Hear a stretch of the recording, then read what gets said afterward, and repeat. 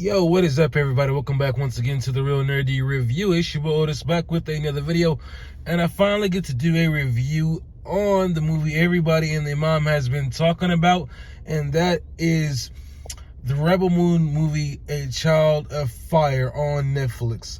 And I gotta honestly tell y'all, excuse me, this movie is okay.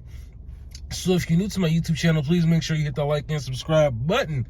Now, like I said, this movie is okay.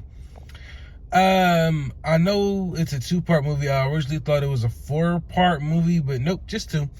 So I know we're getting this. I know we're getting the second part coming in the spring of next year, 2024. So let's go ahead and jump straight into it.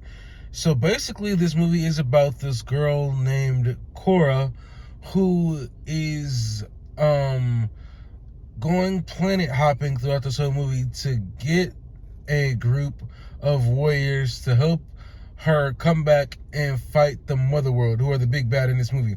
They're basically like space Nazis, I'm gonna call them. And the head of the Mother World, at least the big bad in this movie, is Admiral Noble. I like his character. He's a complete jerk, and I really, really liked his character throughout this whole movie from start to finish. And so, Korra goes planet hopping with her love interest. I'm gonna just call the farmer because I can't remember everybody's name, and the long blonde haired dude they managed to pick up in a bar.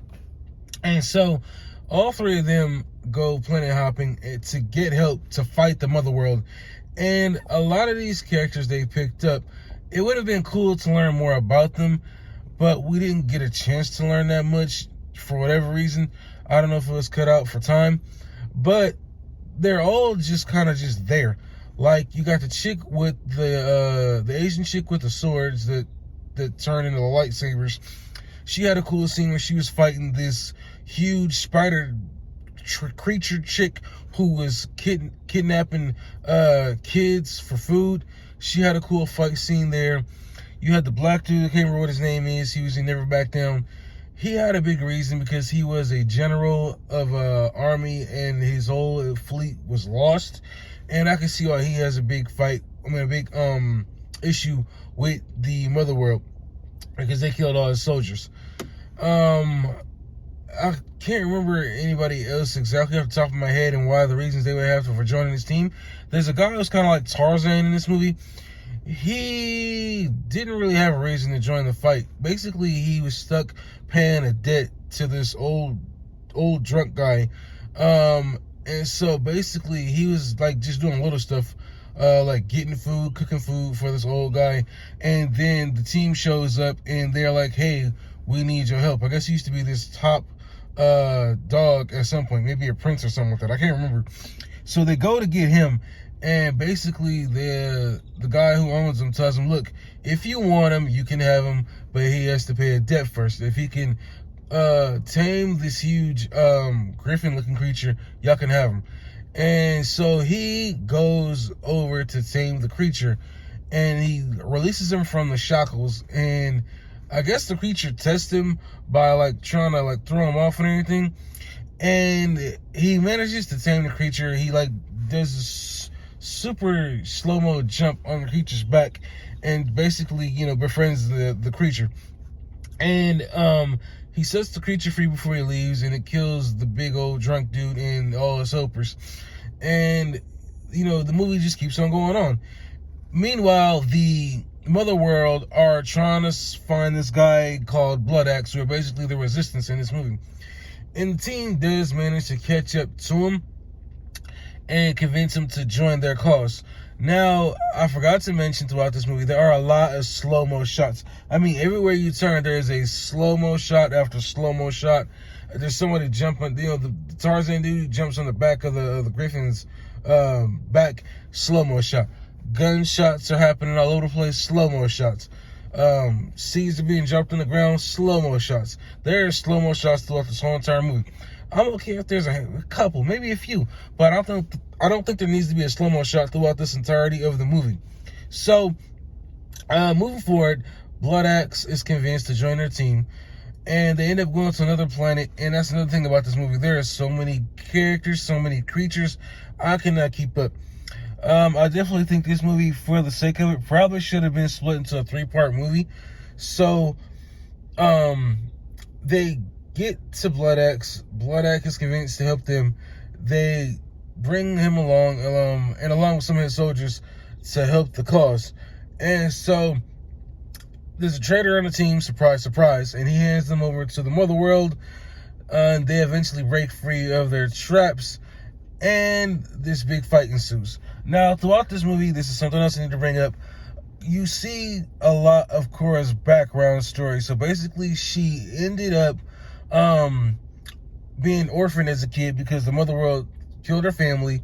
One of the soldiers takes her in, and eventually she is teamed up with all these different Mother World soldiers, and she basically gets taught to be one of them. And her job, as she moves up in the ranks, is to look after this super important daughter who has the ability to bring dead creatures and stuff like that back to life. I don't know what else she can do. I just saw the one scene in the movie. And basically, it's her job to look after this chick. It was a lot of flashback scenes. Now, we don't know exactly why she ended up leaving, but eventually, I guess she ended up leaving and ends up in the village. And so, she gets into a fight with Admiral Noble and kicks the stuffing out of him. I mean, she snaps his arm. They're on top of this huge floating machine.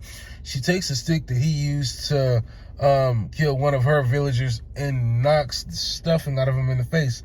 And his teeth go flying, and he falls over the edge and basically is presumed dead. And so the team meets up back on her home planet. I'm guessing I'm not exactly sure what the name of the planet was. And so the Mother World, what's left of them, go to get Admiral Noble after, I guess, they, find out there was a big fight. And they get him, and they bring him back to life with this super advanced technology. They send him to this astro world where we learn that this older guy is, the guy calling the shots. And he's like, he wants his daughter, Korra, and if you don't go get her, you're going to end up with your head on a stick. And so he's brought back to life, and that's basically the end of the movie. Now, I forgot to mention there's a part in this movie where this character named Jimmy is talking to this little girl earlier in the film that he has advertisements like toys and stuff, but a speaker, but you don't really get to see his character a whole lot in the movie. He's only there in the beginning. He disappears for 2 hours, and he shows up at the end with deer antlers on his head.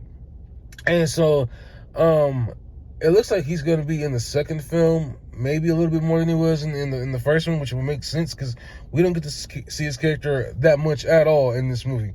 And the story he was telling the little girl was about this other girl who had basically what I was telling you all, the powers to bring things back to life. And her and the king and the queen end up getting killed, and somebody in the Mother World takes over. And it's really just kind of confusing when I try to explain it, because it's something y'all have to see for yourselves as far as this movie goes. And there's just like, you don't really get to see or get any flashbacks of what happened or who did what when the Mother World took over. It's just, they took over, and that's just how it's been for thousands of years. So, in my honest opinion, I'm going to give this movie a 6 out of 10. It's not a great movie. It's an okay movie. I think if you're into these type of space adventure type films, kind of like Star Wars type things, you might like this movie. To me, in the beginning and in the end, those are the most exciting parts. Everything that happens in between is kind of boring. There is a fight scene where Korra fights off some soldiers from trying to kidnap this girl, and I thought that scene was pretty cool. And then the end fight scene is, pretty cool. I like the fight part where Korra gets into it with Admiral Noble. But for the most part, again, this movie just really isn't all that great. I can see why a lot of people have been just trashing it all over YouTube, and why it has a 23% Rotten Tomato score, even though I don't really let that dictate if I'm going to see a movie or not. So, I already saw the trailer for part 2, so I can't do a reaction to that. It looks cool, but looks can be deceiving. I just expected a lot to be happening in this movie, and I expected it to blow me away. The only thing that was a lot was the creatures and the planet happened. There's just so many, but there just wasn't a whole lot that happened that really wowed me off the page. So, y'all post your comments down below. Let me know what you all think about this movie. And I will definitely catch y'all in my next review. I appreciate it. Like, comment, subscribe. Let me know what you think about the movie.